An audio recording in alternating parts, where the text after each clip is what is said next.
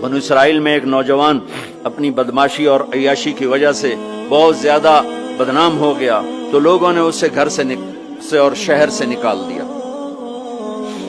شہر سے باہر نکلا، کچھ عرصے بعد کھانے پینے کے اسباب ختم ہوئے تو موت نے آ گھیرا۔ اب اس نے بے قرار ہو کر، ادھر سب بائیکاٹ کر چکے تھے، کوئی اس کے قریب نہیں جائے گا، تو جب موت نے پکڑا تو ادھر دیکھا کوئی ہے مددگار نہیں، ادھر دیکھا کوئی ہے کوئی نہیں، تو آگے دیکھا، پیچھے دیکھا، دائیں دیکھا، بائیں دیکھا، کوئی نہیں ہے، تو پھر اس نے یوں آسمان کو دیکھا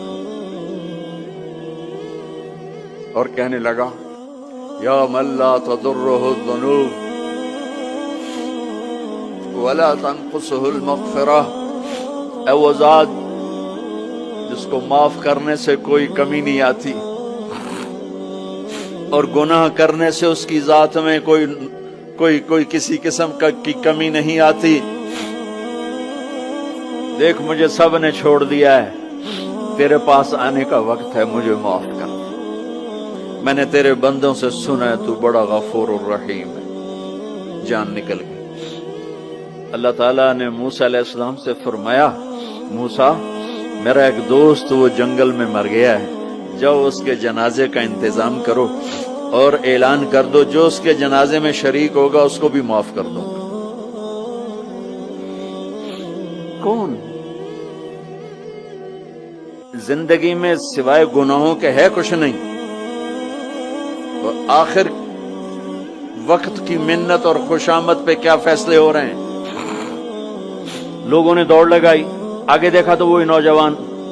شرابی، زانی، جواری، بھیڑا۔ موسیٰ یہ تو وہ ہے جس کو ہم نے شہر سے نکال دیا تھا، تو یہ ایسا ولی کیسے ہو گیا کہ ہم اس کے جنازے میں آئیں گے تو بخشے جائیں گے؟ تو موسیٰ علیہ السلام نے اللہ سے پوچھا یا اللہ تیرے بندے کہہ رہے ہیں کہ یہ بہت برا ہے، تو کہہ رہا ہے میرا دوست ہے، تو اب میں کیا کروں؟ تو اللہ تعالیٰ نے فرمایا موسیٰ یہ سچ کہہ رہے ہیں اور میں بھی ٹھیک کہہ رہا ہوں، یہ ایسا ہی تھا جیسے یہ کہہ رہے ہیں، لیکن جب اس پر موت آئی اس نے دائیں دیکھا، اسے کوئی نظر نہ آیا، اس نے بائیں دیکھا، اسے کوئی نظر نہ آیا، اس نے پھر میری طرف دیکھا، تو موسیٰ میری غیرت نے گوارا نہ کیا کہ جس کو سب چھوڑ جائیں اور وہ بے بسی میں مجھے پکارے اور میں اس کی پکار پہ لبیک نہ کہوں۔